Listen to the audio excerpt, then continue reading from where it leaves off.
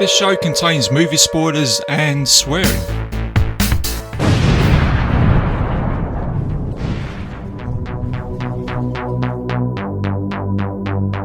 Hello and welcome back to another episode of Bitesize Cinema. I'm your host RJ McCready, and for this episode I'm going to take you back to the year in 2003, which doesn't really seem that long ago. It probably is. And we're going to be taking a look at the pirate adventure action movie The Pirates of the Caribbean, The Curse of the Black Pearl, which was a massive hit back in that time, unexpectedly. But we'll get into that in a minute. But also joining me for the show today is my good buddy Kung Fu Dave. Dave, how you doing? Welcome to the show. Haja! You're right, guys. Hello, I'm Dave again. I'm fine, yeah. How are you? How are you, RJ? Was that little Haja? Was that your sort of impression of a pirate, was it? Well, it's my kung fu kind of. Ah, right. Kacha, thing. kacha, kacha. I might start doing it actually, because yeah. I've inherited this nickname, Kung Fu Dave, but yeah, I don't know. feel actually explain why. Will we explain why? No, let's not explain why, because I like the fact that it's a mystery, and oh yes. It's like, you know, in was it Top Gear, isn't it, when the Stig turns up? It's like it's just that person. You wanna take the helmet off or the lid off, find out who's underneath there. But I think in your case, I think just having that bit of mystery about your mate, do you know what I mean? It sort of gives you a little bit of a draw, bit of attention, doesn't it? Who's this guy really? So we'll just keep it running. Okay, yeah, that's a good idea. You're never gonna know why I'm called Kung Fu Dave. Well, this is it, mate. You're like an episode of the X-Files, mate. Do you know what I mean? We're going to get to about season 15, and we're going to wonder, you know, who's this? Who is this guy really? You know? Yeah, you have to wait till I'm like 80, and then we're still doing the podcast when I'm 80, and then I'll explain it all then. Dave, you've got a good few years yet. What's to say you're not already 80 years old? Maybe you've, you know. Wow, yeah, mate, maybe that's the mystery, isn't it? You're like Scooby-Doo, mate. Do you know what I mean? You've really got a latex mask, and one day I'm going to take it off. Oh my god, you know. Jeez, he's an 80-year-old man.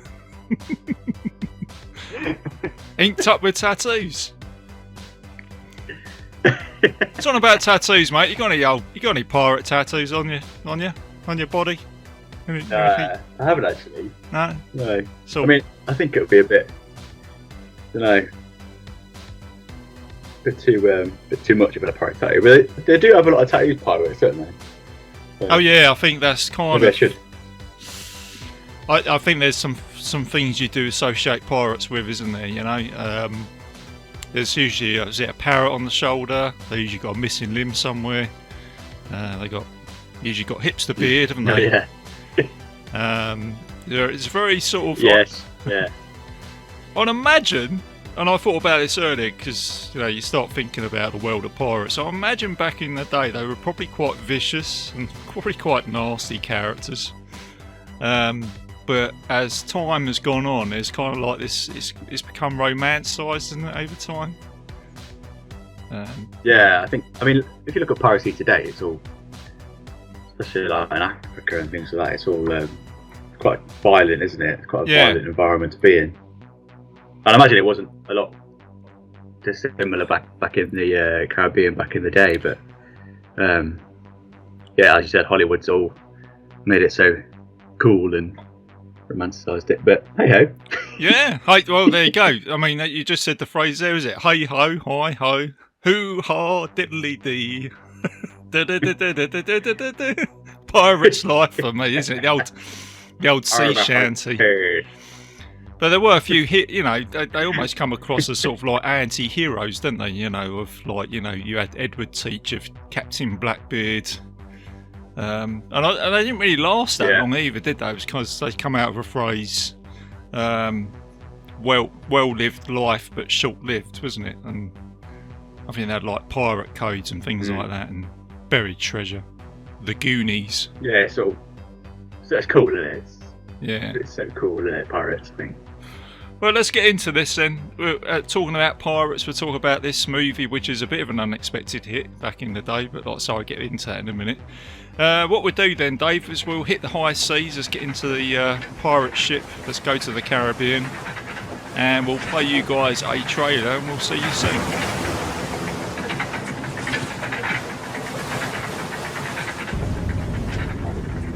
You don't know what this is, do you? Aztec gold. The heathen gods placed upon the gold a terrible curse. 10 years we've searched. Every last piece we have found, save for this. Hello, Bobby. They've taken Elizabeth. Welcome aboard the Black Pearl. We must save her. Where do we start? Jack Sparrow. He talked about the Black Pearl. Make a deal with him. He can lead us to it. You forget your place. You are a blacksmith. If you spring me from this cell, I shall take you to the Black Pearl and your bonny lass. You're a pirate. Forgot one very important thing, mate. I'm Captain Jack Sparrow. Not sure I deserve it. You're not facing normal pirates. Cruel, demented, vicious pirates, to be certain. Say goodbye. Goodbye. But cruel, demented, vicious pirates who cannot be killed. The moonlight shows us for what we really are. That's interesting. We are cursed men. I hardly believe in ghost stories anymore. You best start believing in ghost stories, Miss Turner. You're in one.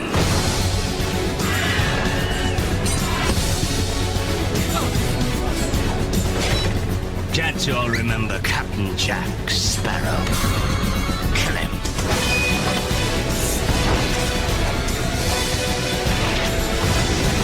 I'm gonna teach you the meaning of pain. You like pain? Try wearing a corset.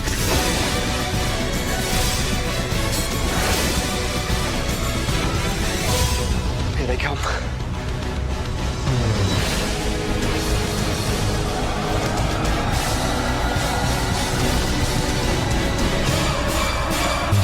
Pirates of the Caribbean. The curse of the Black Pearl. I may have deserved that.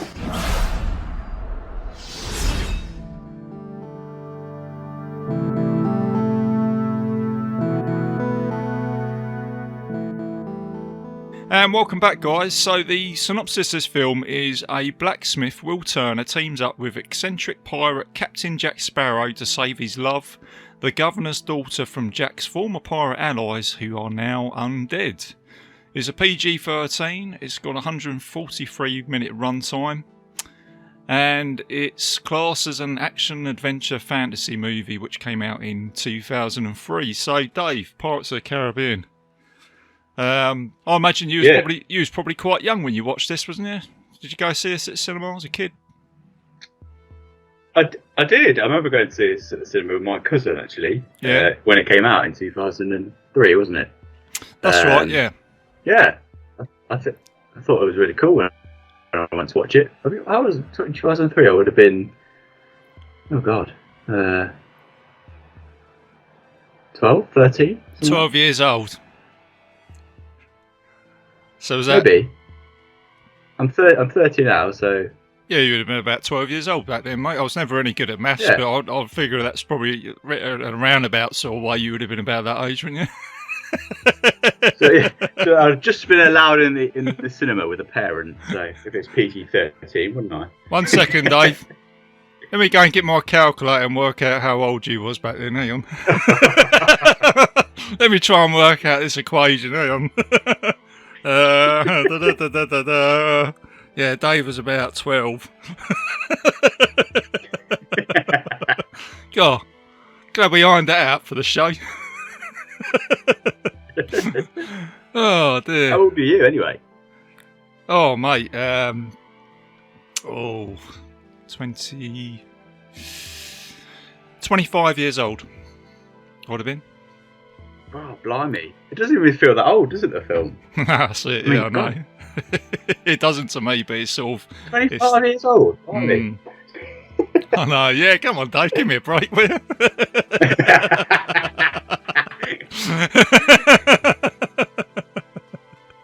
That sounds too surprised. Oh no, absolutely not. No. You're not that old, are you? Nah, don't feel it, mate. Yeah. Oh dear, yeah. But like I say, yeah, you're right though. It doesn't feel like it was that long ago, and I'm sure there's a couple of people listening to this thinking the same, probably. Yeah. But yeah, I remember going to watch another movie, and I saw the trailer for this movie and all the posters like you used to.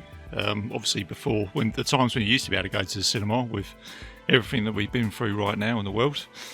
And I looked at it and I thought, it's just sprung out from nowhere, this film, because back in 2003 it was very, very early days of the internet.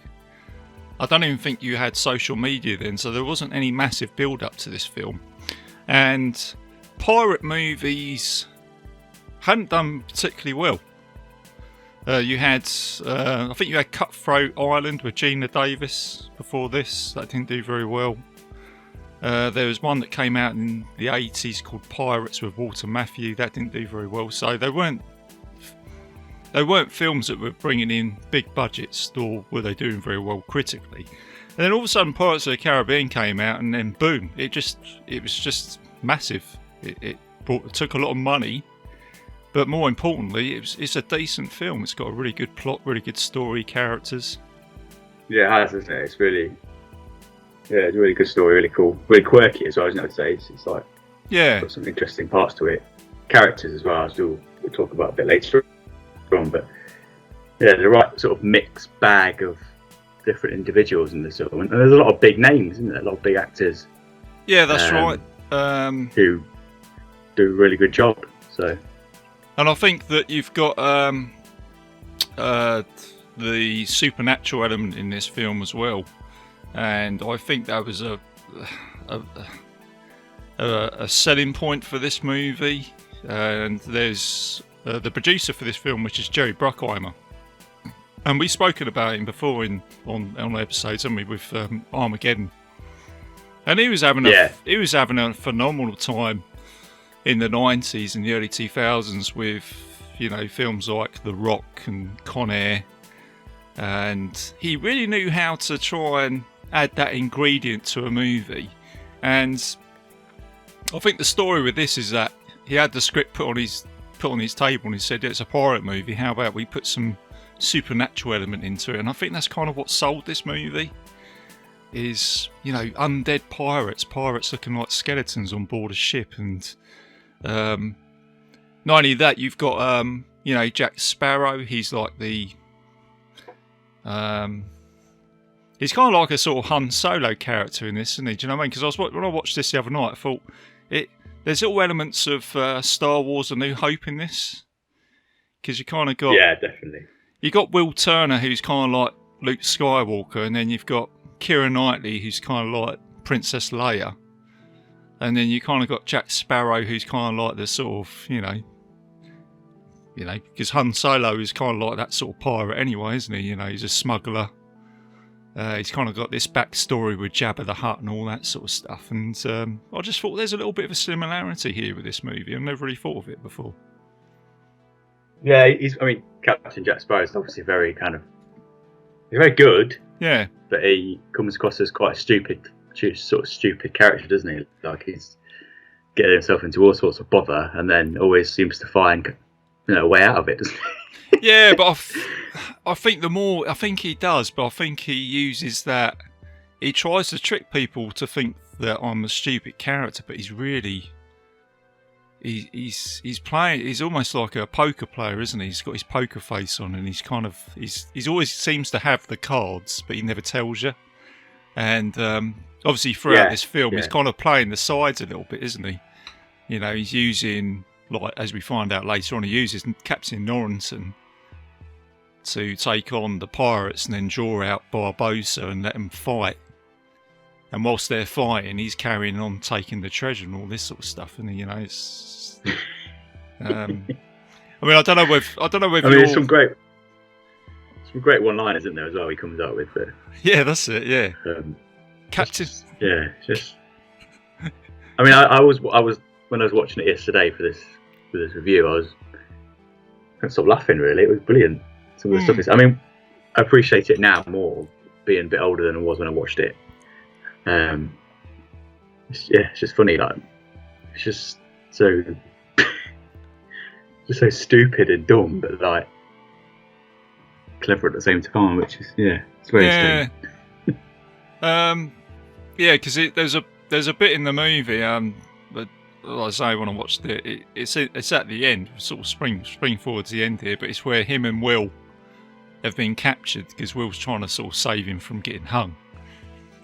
And he's got muskets in his face, he's got swords in his face, he's got Norrington, wanting to put him on the sort of docks again and all that. But Jack goes, hang on a second, he goes, I'm seeing a good thing here somewhere, I can see how this is all going to work out for everybody. It's like, you just chuck a line in, wouldn't you, Yeah, And then Norrington looks at his tattoo and he goes, oh, Captain Jack Sparrow. And then he comes out and he says, yeah, but you have heard of me, like that, he's pretty chuffed, isn't he, that, he's known. He's famous across the Caribbean, isn't he? Yeah, that's it. So let's have a look at who's directed this film. So I always like to throw that in there. So you got a director called Gore Verbinski,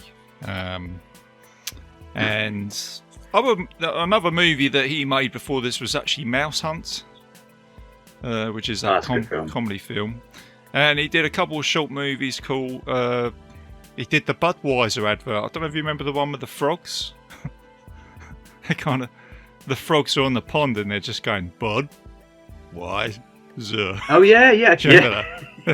Bud, why? Yeah, that's ridiculous, isn't it? Yeah. So this was what this guy was doing before he did Pirates of the Caribbean. So you know what I mean? It's like, so he's, he was destined for success. He was also I mean, he started out doing music videos, didn't he? Well, that's right. Yeah, I'm glad you just said that because he started out as a punk guitarist.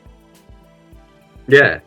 Which is pretty cool. So, and I imagine that there you go. Like because again, with Captain Jack Sparrow, there's that Keith Richards thing, isn't there? Saying that he was sort of based himself on a sort of old sort of guitarist and the rock and roll, and I think Johnny Depp even come out and said, they were kind of like the old rock and rollers of the time, weren't they? The way they dressed and tattoos and drinking and this rock and roll lifestyle. So kind of get that. Not really giving a shit about what they're doing, and it was. Yeah, I mean, it's pretty laid back attitude. Yeah, I mean, you're talking about punk guitar. You take like the Sex Pistols back in the day, weren't they? They were kind of like a little bit off the grid, weren't they? And getting into all sorts of mischief, but then very successful at the same time, weren't they? I think the Rolling Stones was the same as well. I think even Keith Richards did a little bit of time in jail back in the day. These guys were like, but then they were like heroes at the same time, weren't they, with the public? So, yeah. Sorry, Keith Richards, if you just happen to be listening to this show. Sorry, Keith. Well, it was funny because we couldn't remember what his name was, could we, last week? Yes, yeah, and little shout out to Darren Randall. Darren spoke to me the other day and he said, he was like, he's shouting, he's like, Keith Richards. He said he was telling me as well. He was like, shouting at his phone, or when he was listening to it in the car or something. He was like, Keith Richards, it's Keith Richards, come on. I wonder how many times, So yeah, we've done that on the show. You get someone listening to the show and then they're on the train listening and they're just shouting out, it's that guy, Darren. Come on guys.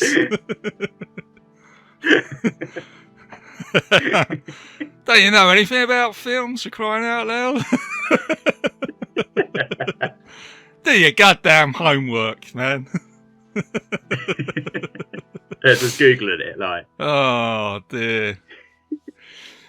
The other thing about this film as well, with And I can compliment this film all day long because, as I said, it's got a really good story, it's got really good characters. There's actually quite a lot of practical stuff in here with the ships and the sets, and the movie soundtrack to this is just incredible, isn't it? It's just it's thumping. It just Hans Zimmer, wasn't it? It was Hans Zimmer and a guy called Klaus Badelt. So it was a combination of the two, and they were both involved with the Gladiator soundtrack. So I think they've even said that they've used bits of Gladiator in this. Because I guess they wrote and produced it. I guess they can just chop it up and use little bits. So you can certainly hear that. I mean, yeah, going to the soundtrack, it's very clever what they did to it, because when you hear it, you know exactly what film it's from, don't you? And it takes you to a kind of piratey environment, doesn't it? That it takes you back to it, doesn't it, straight away? Yeah, I think soundtracks to a movie is always good when you listen to it when you're not watching the film. So, I mean, I actually listened to the soundtrack before we did the review, just off YouTube or something like that. And when you listen to it, you can picture the scenes in your head, what's going on.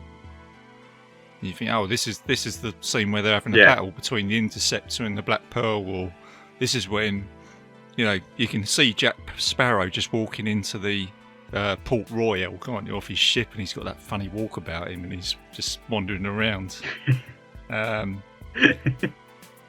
I always think that these composers are just as clever as the actual directors and everybody else that's putting it together, because I think they watch the film and they must be there with a keyboard and they're just thinking, okay, let's just see where we go with this, and they probably start playing a tune and getting into the pirate. They get a real feel for it, don't they? It's very clever. Yeah, they really get into it. But I mean, like I said, it's just the soundtrack's really cool, isn't it? And everyone knows what film it's from. It's not a song you hear. Say that they play it on the radio tonight, and you got someone listening to it. People would know where it's from because it's that famous. Whereas some films, you listen to the soundtrack and you think, it's not. I don't know what film's that from. What film's that from? But everyone will know this song, or that main sort of title theme is the Pirates of the Caribbean. Yeah, absolutely. I don't know if because I mean the film is based on a. Isn't it based on a? It's based on a ride, isn't it? It's based on a ride at Disney. Yeah. It was actually. I think the ride itself is called the Pirates of the Caribbean. It's a ride I've been on myself, and it's quite good. And having been on that and watched the movie, they really have captured that sort of aesthetic, that real mood. And I think there was even, if you look around, they've even chucked a couple of the props from that ride into this movie. I think there might be a couple of Easter eggs here and there from that ride. So, and then when this film became the success it was, they had to close that ride down because there were so many people going to Disney to actually just go onto that attraction, which was crazy, And as I said, you've gone from pirate movies being movies that directors avoided because they said, these films don't make any money, to it becoming a massive success in 2003 to. I mean, the take-in here was $650 million for a $140 million budget, and that, like I say, it was just a sleep hit. And then it's gone on to go and make 5 other movies. I think there's another one in production as well.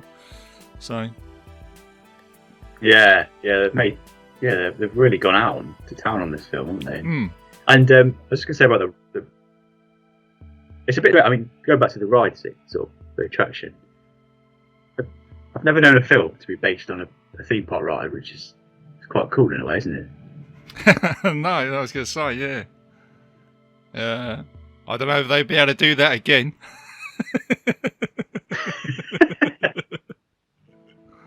Nemesis Inferno. Oh my god, yeah. Towers, Yeah, that's it. That'd be a great film, wouldn't it? The Vampire Ride from Chesington World of Adventures. Oh.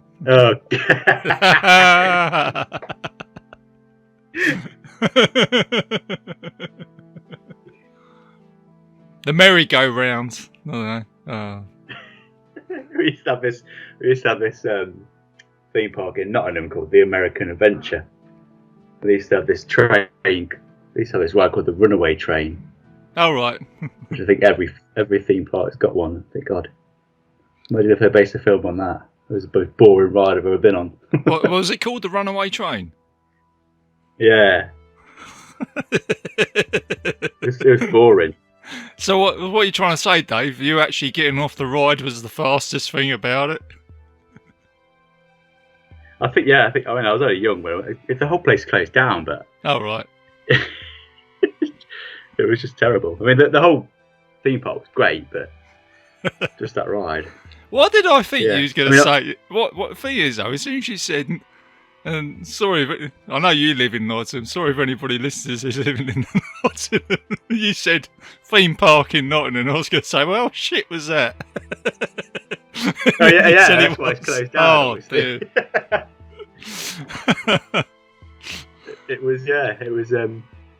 It is called the American Adventure. I don't know why. Right. But yeah, it was all based on like cowboys and Indians and things like that. Right, okay. I mean, it's good for when I was a little kid and things like that, but it's just, yeah. It's the same when it goes on, really. It was quite fun.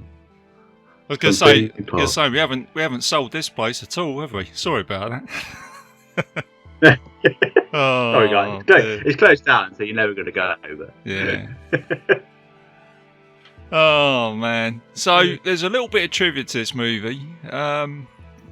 The trivia is that they actually wanted Robert De Niro to play Captain Jack Sparrow initially.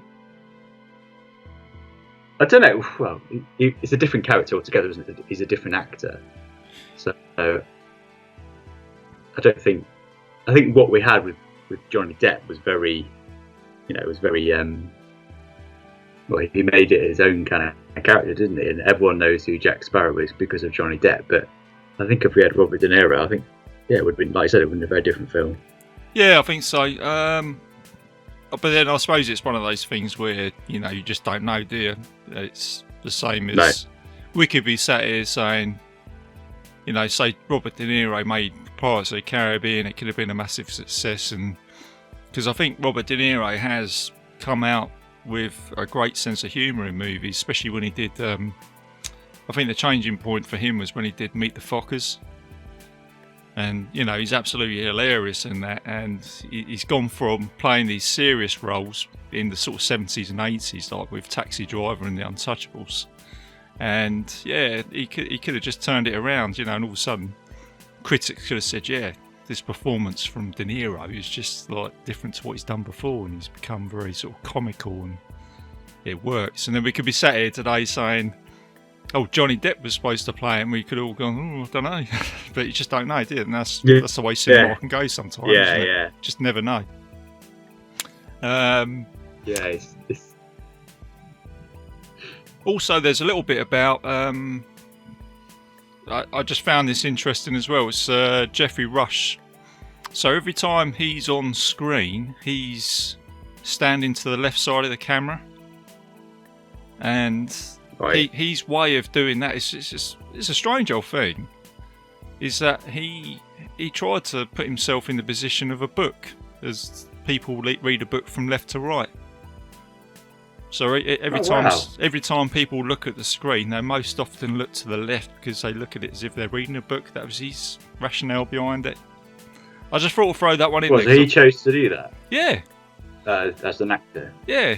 Obviously, he played. The Elizabeth Swan's dad, didn't he? No. Rush was Barbosa. Oh no, yes, he was. Yeah, sorry, I'm getting confused. Yeah. Would you? I actually, from saying that he stood on the left. He did, didn't he? Always. Yeah, and from looking back from watching it yesterday. Yeah. It's funny because you don't really. And I thought I'd bring that up. With films is. there's things like that happen, and when you realise it, you just think, oh yeah. Every time I watch that now, he's on the left. Well, especially when he's got a talking part, he's just stood on the left side of the camera. And his thoughts were that, when you watch it as an audience, you just look to the left and it's like you're reading a book. So, yeah, bizarre. Thought I'd throw that one in. Different bit of trivia there for a movie. It's weird, yeah. So, yeah. But let's have a look at the film then, mate, from the story point of view. So the film's based in 1720. And apparently this is like the golden age of pirates, looking in the history books. So you would have had like King George the First, I think, on the throne back in England.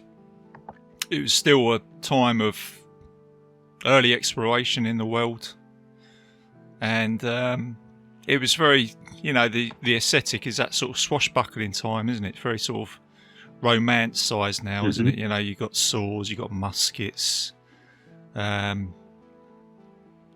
People of high authority were wearing wigs, weren't they? And I was thinking it was almost like the sort of Musketeers, but actually the Musketeers was 100 years before this. It was a little bit earlier. But oh wow! I could imagine that going on as well at the same time. I had a quick look, but it wasn't. But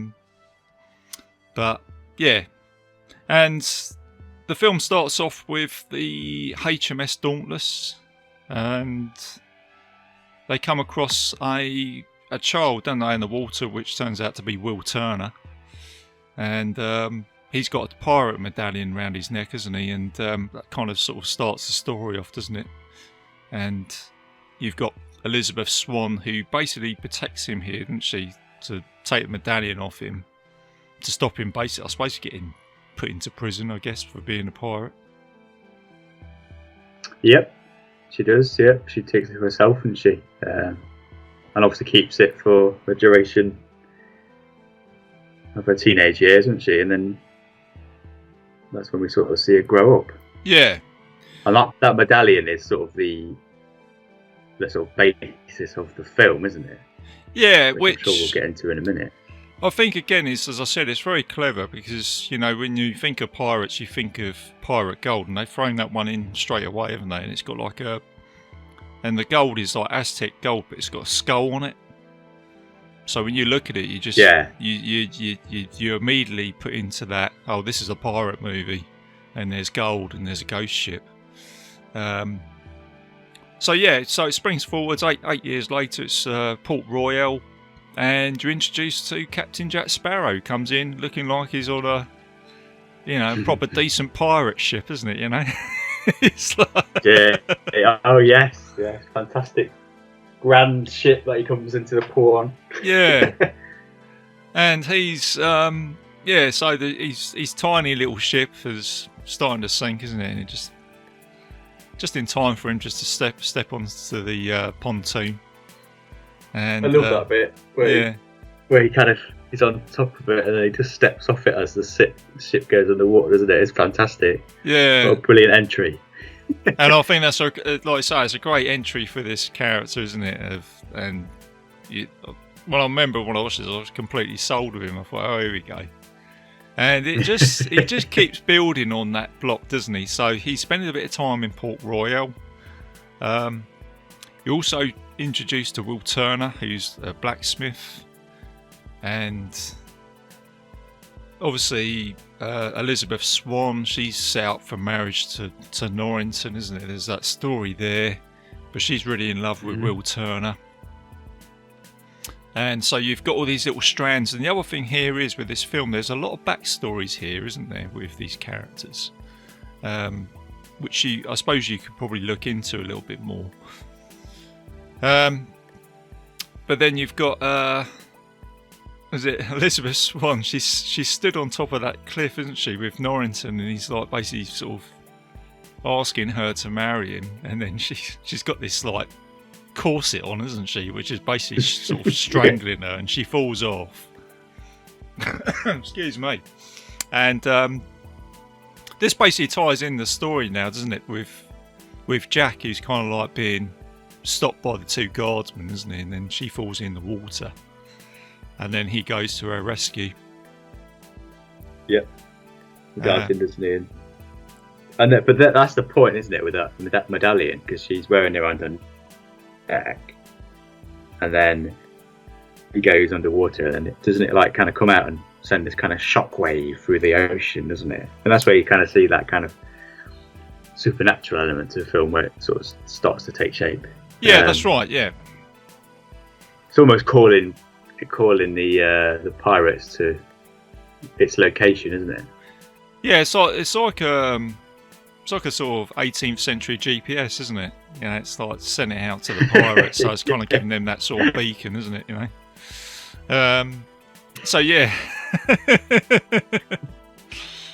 So Jack, he's become the hero, but then they realise he's a pirate, and then this is where you can sort of see like the double cross, because then he uses Elizabeth Swan, then he to try and get away, and you notice all the other possessions he's got now as well, with the compass for the other movies, and then he's got the single shot flintlock, isn't he? Which, you know, obviously you find out he wants to use on Barbosa later on.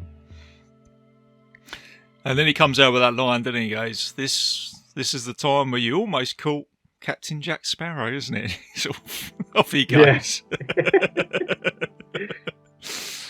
Oh dear. I remember someone saying that. I think it's totally unrelated, but this guy at my school, when I was at school, he climbed out the window. Oh, really? This is almost... Yeah, he climbed out the window, ran off from one of the teachers, and said, "This is the time..." I won't mention his name, but... Yeah. "This is the time you almost caught blah-de-blah," and then ran off. I was like, that's from Pirates of the Caribbean,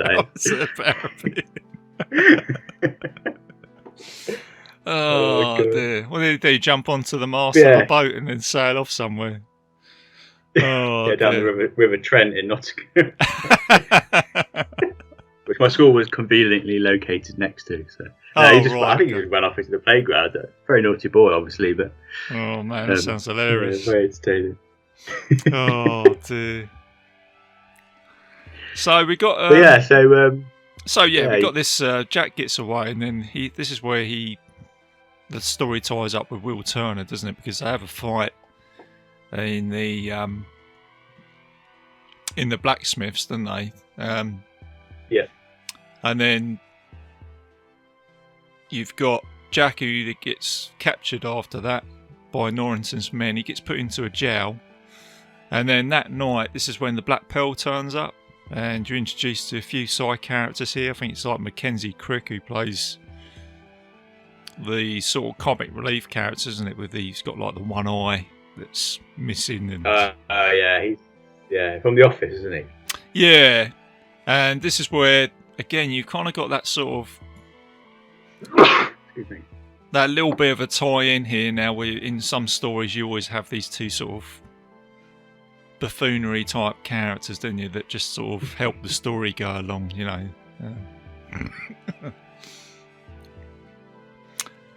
And so you've got Barbosa, who invades the town. He captures Elizabeth Swan. She gets taken onto the Pearl, and now you have a kind of like an uneasy alliance between Jack and Will, don't you? Which is kind of cool. I kind of like that when you get that in films, where you've got this pirate who teams up with a blacksmith, and he basically says to him, we've got to go and rescue her, and Jack comes out with this master plan, doesn't he? And I think it's pretty cool how they managed to... This is where you see Jack Sparrow's methods here, don't you? Of him tricking Norrington's men to set up the sailing ship for him, and then they sort of come up with this master plan, don't they, to switch it over. Yeah, because the two of them nick the ship, one of the ships, so they come with the other ship, and then they all invade the Norrington's guys all invade the ship they're on, and they jump on the other ship and sail off, don't they? Yeah, very clever. Yeah, it's clever, and like I say, there's a really good shot. I think you mentioned it earlier. I sent you that picture of Jack Sparrow he stood there looking behind himself, and he with the flintlock pistol, and then you got Will Turner there. I just think that's a really good shot, and he's just sort of smiling, isn't he? Sort of going, "Yeah, here we go." So, and he said, "It's just Norrington say that is the because previously in the film, Norrington says, "Oh, that's the worst pirate I've ever met." Yeah, and then one of his when they nick the shit, one of his like commanders or something said, "That's the best pirate I've ever seen."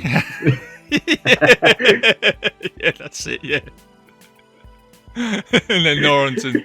I mean, like I say, Norrington, he's doing his best, and he's thinking, I'm trying to be this successful guy, and he's also thinking that the woman that he's loved is more drawn towards these pirate type characters as well. So he's kind of frustrated with it all, isn't he? He's a guy who's frustrated throughout this movie, isn't he? Because he's thinking, I'm trying to be the good guy here, but oh dear, the pirate's winning all day long. He's a bit of a goody two shoes, isn't he? And he's a bit too much, yeah. You know, he's not really. Yeah, he's a bit like, by the book all the time. Yeah. Can't always do things by the book. Yeah, exactly. Oh dear. But yeah, he's a good character, isn't he? He is. Like Norrington. His story branches out, doesn't he? As the next films, certainly in the sequels, isn't it? He becomes more of an interesting type character, I think.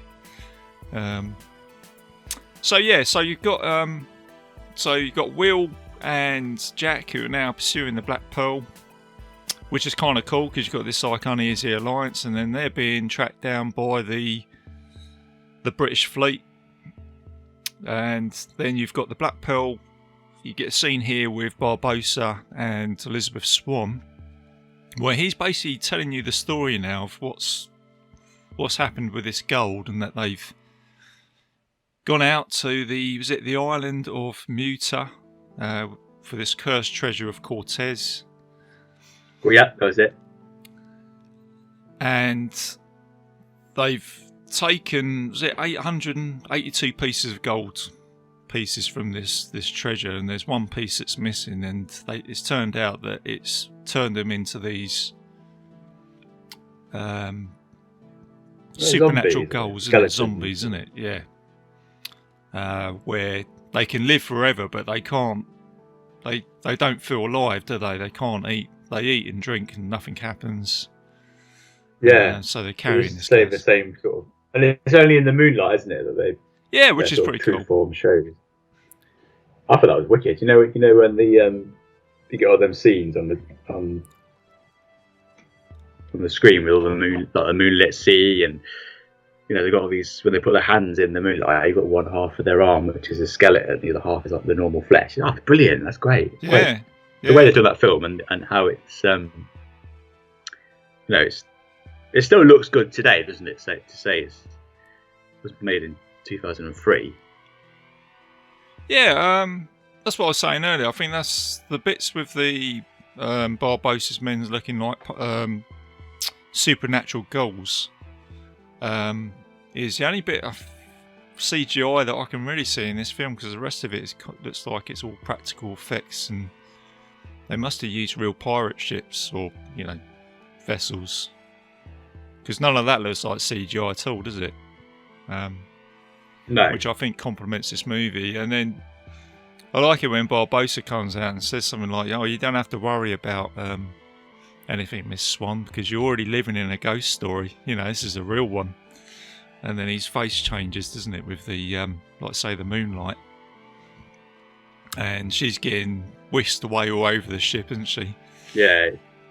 And yeah, it's like quite a scary environment to be in, I imagine. Yeah. And then this is where you kind of get there's a lot of double crosses in this movie, isn't there, where now Swan says that her surname is Turner, isn't it? So then Barbosa thinks that she is the daughter of Bootstrap Bill, which is Will Turner's dad. And he's another character that you find out later on in the series. And he thinks that he's going to now need to use her to take her blood to take away the curse. And as it turns out, when they get to that island, it's not the case, is it? No. So you get like your first double cross there, which is quite clever, because I think if that did happen, this film would probably be over quite quick, wouldn't it? Yeah. Yeah, we would have been like, oh, it was a bit boring. Yeah. But before But that... no, yeah, it doesn't happen for him, is it? Nah. But before that, you get Jack and Will, who... And like I say, there's quite a lot that goes on with this film as well. You get Jack and Will that team up with a crew from a pirate island in Tortuga. Yeah. Which- Gibbs. Yeah, Mr. Gibbs, isn't it? That's right. Yeah, he's pretty cool, isn't he? He's got his little bottle of rum. Well, he was hasn't the guy at the beginning, wasn't he? Yeah, he turns. Yeah, he was the one on the Dauntless. He goes, I'm not saying it's pirates, but I'm just saying it, sir, that's all. He's like, got this thing with pirates in it. I'm not saying it's pirates, but I think it's pirates.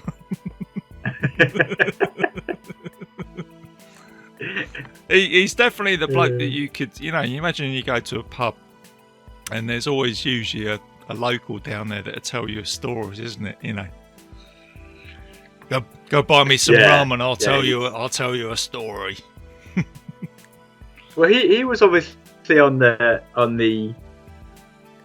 Royal Navy, wasn't he? He was on the boat at the beginning, and then obviously something's obviously happened in his life to make him, be a bit of a pisshead in a bar in Tortuga, sort of sleeping with the pigs, because that's a scene where they go and find him with the pigs, don't they? Yeah, I think he Mr. Gibbs is the part of the pirate story, whether he's put in there is some of the real pirates actually did that, didn't they? Where they actually worked for the Royal Navy and then they had enough of the system, I guess you could say, and then they were like realising that pirates were actually living this better life at that time, so they sort of turned into piracy, and I guess that's kind of like Gibbs' stories, thinking, oh, you know what, I've had enough of all this, like, Norrington lark, and I'm going to go and join the pirates, Yeah, it's like he's gone from the public sector to the private sector, isn't it? Yeah, that's right. Yeah, that's it. He's kind of had enough, he's kind of gone. Yeah, so he's probably gone down sort of like the capital. There's a lot more money to be made out of the piracy game, I guess. So I guess that's his story. But so Jack and Will, they, there's a few moments here, isn't there, where Jack's kind of come across a few ladies and they slaps him round the face. I didn't deserve that. I might have just deserved that, isn't he? It's like a row of them ready to slap him in the face, isn't there? Yeah, that's it. Putting his aura about, obviously. Yeah. Having a good time. True rock and roll lifestyle. This rock and roll lifestyle, that's it. So he's recruited, he's got a crew now, hasn't he, of proper like pirate looking characters as well, isn't there? There's one with a sort of hipster beard and he doesn't say anything. He's got like a parrot on his shoulder, doesn't he? He just looks like that sort of archetypical type pirate. He's he's a proper pirate, he is, isn't he? Yeah. He's just a guy with a parrot, he's got that bandana on his head, missing teeth. That's it, the epitome of a scruffy looking pirate, but yeah. And he's obviously got the lady from she was in Guardians of the Galaxy, wasn't she? Yeah, I thought that was her, wasn't it? She was in Guardians and Star Trek, wasn't she? Yeah, I thought that was her. Didn't realise that was her at the time, but then so they've they recruited a crew. They got the Interceptor. They go to the island of Muta, and that's where Barbosa has done this sacrifice with the coin. Doesn't work out. Will rescues Elizabeth, and then Jack gets captured now, doesn't he? So you've now got Will, who's left on the Interceptor, and he's trying to get away from the Pearl. And you now have this really cool battle scene between the Pearl and the Interceptor, which is kind of like the old days of, I don't know, remember like the old Errol Flynn sort of, there was like the old black and white pirate movies that you used to have. And they used to pop on telly sometimes. Yeah, so you kind of have, it's almost like sort of Robin Hood on the high seas, you know, where you get the sort of hero who would cut the line and the line would sort of throw you up the mast. And you got like cannons going off and sword fighting. And yeah, it's pretty cool. Ah, very cool. And then Will's basically come out and said, you know, we're out of cannonballs, so let's just chuck in a load of cutlery and stuff like that. You know, so. Yeah, and then you've got that. They obviously fire a load of cutlery and it goes in that guy's eye, doesn't it? Mackenzie Crook's eye, doesn't it? Yeah, that's it. Yeah. If it's like one of those around and he's one of those characters where if it's going to happen, it's going to happen to him, isn't it? You know. It's like... Yeah. Excellent. So now you like I say, you keep getting the switch. Then you like I say, Jack's on the Pearl.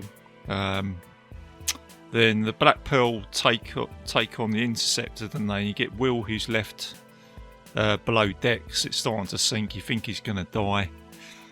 And there's an explosion on the ship which basically releases him. And I think this is where Will now makes a bargain with Barbosa, isn't it? To basically... he says, or they talk about the Coy, don't they? Say, he'll sort them out, give them, if they're free the crew and then free Elizabeth, and he'll sort of help them lift the curse. Is that right? Yeah, that's right. So he says if you release Elizabeth and Jack and the crew, then you can take me. So he kind of does the sort of hero thing here, doesn't he? And then this is where they drop Jack and Elizabeth Swan onto this island, and this is where this is where Jack Sparrow's got this kind of. It's like his famous story, isn't it? Where he's been on this island and he's managed to get away, and he said he's used like 2 sea turtles to get away, isn't it? And all this sort of stuff. And then Liz, she finds out. She says, "So how long was you here?" He goes, "Oh, just 3 days with a whole load of rum, isn't it?"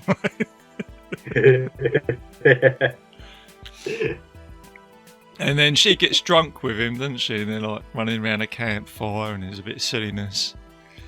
And then she decides to use all the rum to like create this fire as a signal. And then that's where you get Norrington turn up to basically rescue them. And you've now got Elizabeth Swan, who's basically persuaded Norrington for marriage, isn't it? And said, look, you know, I will marry you if you go and rescue Will Turner, because he's just about to go and get sacrificed. And then again, this is where you've got Jack Sparrow now, who's doing all the sort of... He'll do a double cross, won't he? So he's like saying to Norrington's men, look, if you get me into this like cave, I will go in there and then I will bring out Barbosa's men and then you can attack him. But what he's really doing is something for his own gain, isn't he?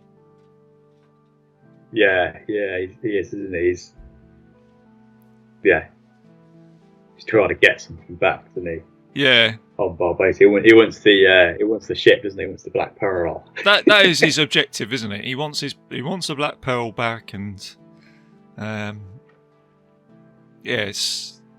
So he goes into the cave, and you got Barbosa's men. They're just about to do this sacrifice, and there's a funny thing here now, isn't there? Where Jack turns up, and it's like Barbosa's like, oh man, he's just like.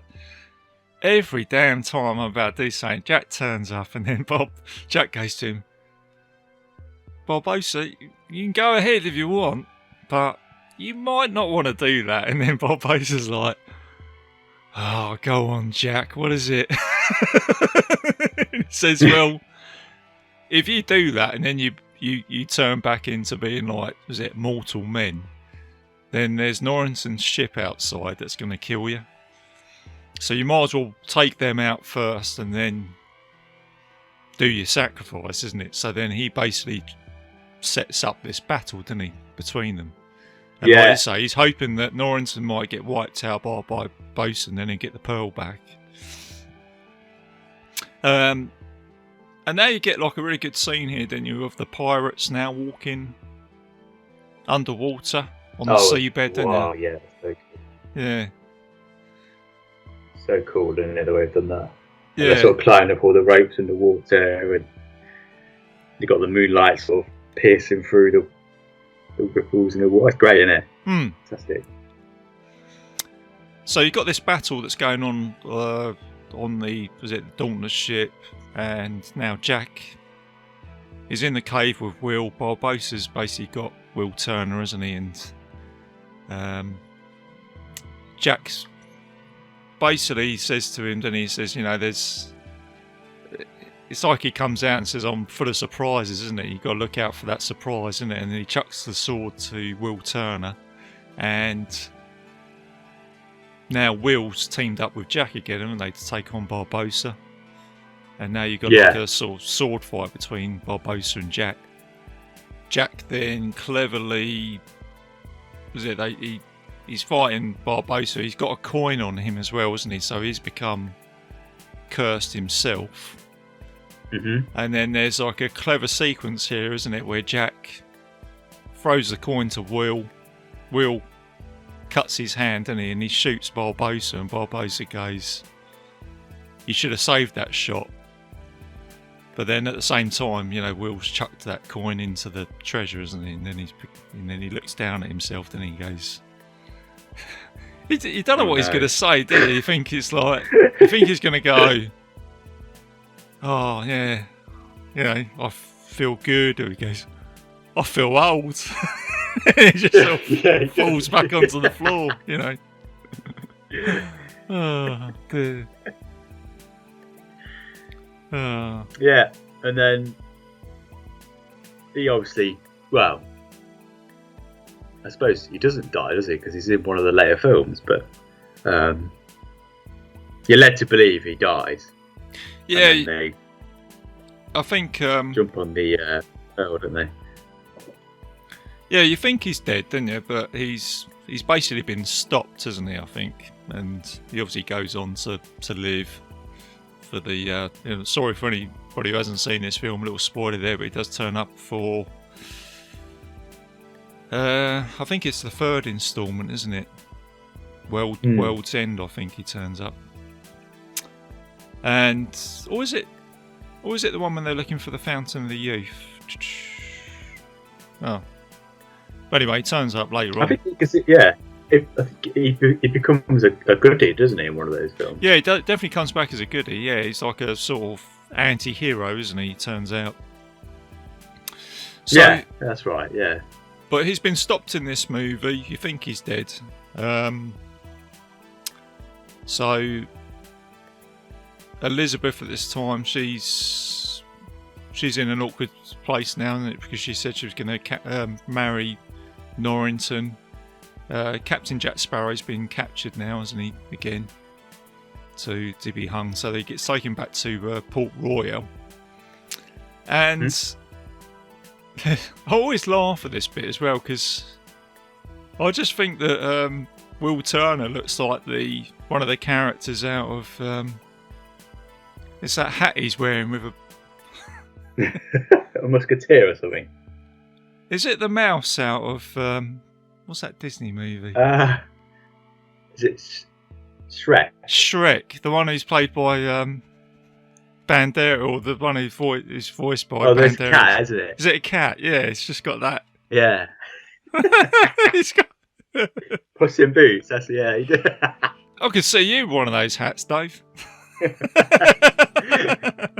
Big hat with a feather You've coming out. You've got one of those hats, haven't you? Oh, mate. I could do, yeah. It just made me laugh the first time I saw it. All of a sudden, you know, Will's just got this outfit on, you know. I know, he looks very majestic, doesn't he? Almost. It's sort of like his status has gone up slightly from being this lowly blacksmith to, you know, I don't know what he is. And he's become kind of a bit more important than he used to be. Yeah, his status has gone up. You know, he's turned into like Zorro or something like that. You know. Yeah. Oh dear. So you've got Jack who's about to be hung, and obviously Will comes in, doesn't he? Helps him, and there's a clever bit here as well where I always find there's something that's happened at the beginning that happens at the end, because at the beginning Will uses a sword to stop Jack Sparrow from going out from his blacksmith. He throws it, and then at the end, and in this scene, he throws the sword, doesn't he, to stop Jack from getting killed. And because then Jack's he stands on it, doesn't he? So then they manage to try and get away, but then they get arrested, they get surrounded. But then this is where Elizabeth comes out and sort of expresses her undying love, doesn't she, for Will. She said she wants to marry him, and then as it turns out, she basically said that if it wasn't for Jack Sparrow, I wouldn't be alive, wouldn't it? So sometimes you do need a pirate, isn't it? And this is where Will Turner basically comes out and says that, you know, I think she basically says to him, you know, you are a pirate, you know, sometimes you do need a pirate to get things done. And then he obviously Jack Sparrow, this makes me laugh, he goes, "Oh, Elizabeth, I'm sorry, but I don't think it would have worked between us two." Yeah, that's right. Yeah, this is it. Yeah. And as I said, and then he jumps. Yeah, he jumps off the cliff. That's it. Yeah, you know, it's taking a chance jumping off that cliff. But like I say, before then, that's when he comes out with that line I said earlier, isn't it? Because everybody's talking, aren't they? And he just sort of stood on the side, and he just comes out and goes, I can see a good thing here out of all this." Yeah. Oh dear. And then that's where Norrington comes out and just he says another comment, then he goes, "Oh man, he is the worst pirate ever." And then obviously the bloke stood next to him goes, "Yeah, oh man, he's pretty good." Yeah. And then there's that romantic scene at the end, isn't it, where they have a good kiss in the sunset, and Norrington and her dad sort of look at her and walk off. And then that's it, isn't it? That's the end of the film. And Jack gets back onto the Pearl, doesn't he, with his crew, and then sets off, and that's it. Yeah, and then that's the movie, isn't it? So he looks at his compass. That doesn't point in the right direction, does it? No, but that like I say, that becomes apparent in the later movies, doesn't it? I think that's the Stranger Tides one, isn't it? To find the Fountain of Youth, I think. Yeah, it points to some treasure. Yeah, it's got something to do with all the. I think it's the dead man's chest as well. I think because they, as you find out later on, they need that, don't they, to try and locate it. So yeah, I mean, it's worth mentioning the sequels as well. There's, you know, the success of this movie spawned sequels, which did really well. I think the film itself has taken a total gross of $3.7 billion, something ridiculous like that. So yeah, so it's gone from pirates movies not doing very well at all to like just becoming big business. It's all sort of kicked off from it, hasn't it? Really, so yeah. So yeah, no, it's a fun movie, and I've got to say it's probably my favourite one, the first one. I think it just does everything you need it to do. Yeah. And I think the clever thing about it is if it didn't do very well, I'm glad it did, but if that was the only one, then it kind of tops and tails, doesn't it? You know, you kind of obviously got backstories with these characters, but then if you never had another movie after this, you could probably just, like a lot of these movies, you probably just guess what the characters are going to do after this. Yeah. But, Yeah, I'd say so. yeah. They could have just left it at that, couldn't they? Yeah. That would have been a standalone film. But, So that's it, guys. Excellent film. Pirates of the Caribbean. Like I say, we went over that. There's an awful lot of quotes in this movie which we probably haven't mentioned, but it's like I say, it's a good film. It's just a very, very fast-paced movie as well. Is it 2.5 hours long? But it just doesn't seem like that every time I watch it. So it's a proper sort of cosy Sunday afternoon movie, probably when it's raining outside or something like that, you know, to watch. Yeah, absolutely. Yeah, with a cup of tea, you know, and a couple of biscuits, you could sit there, can't you? Watch it. I was thinking more rum, Dave. You know, and the old... or a glass of wine. Yeah, or a bit of rum, Sailor Jerry's rum. Yeah, that's it. The old onion bottles that they used to have, and they're really expensive now as well. Those old onion bottles. I had a look at those on the internet, and they go for a fortune. They're quite cool, aren't they? Those frosted glass ones. That's it. Yeah, cool. They're pretty good. So there you go, guys. If I'm sure a lot of you guys that are listening to this have seen this movie, but there you go. That's a Pirates of the Caribbean for Bitesize Cinema. It's a movie I was going to do eventually. So what film are we going to do next then, Dave? So we're talking about Braveheart, wasn't it? Oh yeah, Braveheart. What a great film. Yeah, I think we should cover that one next, RJ. Yeah, I'd like to say we got a couple of those in the line, haven't we? I think we got. We was talking about the 300 as well, weren't we? So. Oh yeah. Seem to be following a little bit of a theme here with the old swashbucklers. I think most of the movies that we've spoken about have got something to do with a sword and a musket or whatever. Sword or some kind of historical something event, historical. Or Bruce Willis trying to blow up an asteroid Fantasy or whatever. Legends. Yeah. Okay. Well, thanks for coming on to the show today, mate. It's been good. That's all right. Yeah, it was a pleasure, RJ. I love it. It's great fun. It was good to have you on here, mate. Okay then, guys. Well, going to wrap the show up now, and as always, a little bit of admin for the show. I am a proud member of the Legion Podcast Network, so please go and check out all the other shows on there. I've also got another show on the Legion Network, which is called the Mystery Vault Podcast, where I talk about the unexplained and mysteries.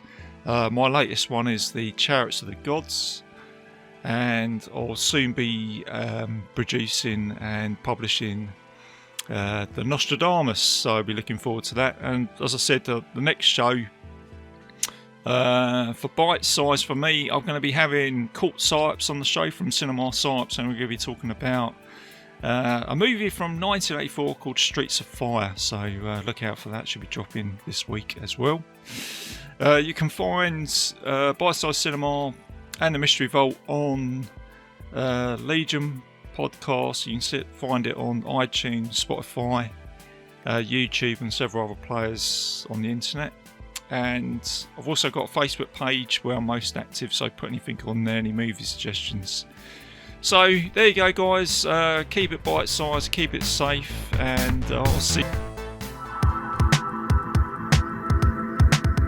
If you enjoyed this show, then make sure you check out the other great shows on the Legion Podcast Network, like Cinema Psyops, Cinema Beef, Devour the Podcast, Duncan and Bo Come Correct, Exploding Heads Horror Movie Podcast, Friday the 13th, Get Slayed, The Hellming Power Hour, Hello, This is the Doom Show, Hero Hero Go Show, Kill the Cast, Underwater Kaiju from Outer Space, Jerry Hates Action, Legion After Dark, Mental Health, Obsessive Cinema, Discourse, Pick 6 Movies, the podcast by The Cemetery, the podcast on Haunted Hill, the Psychosemantic Podcast, Rick Radio, House of Wax, Dude Looks Like the 80s, Rabbit and Red Radio, the Shadecast, Short Bus Cinema, 2 Drink Minimum Commentaries, the VD Clinic, Who Will Survive Horror Podcast, and Witch vs. the Doomsday Clock. With such a wide spread of shows, there is guaranteed to be a niche for you to fall in love with. horror, politics, movies, books, sex, music, commentaries, health, video games, kaiju, action, news, comedy, and opinions that would most likely get you killed in some parts of the world. We are proud to bring you some of the best podcasting in the world. Check us out at www.legionpodcast.com, iTunes, Spotify, Stitcher, YouTube, and any other dark corner of the internet where podcasts can be found.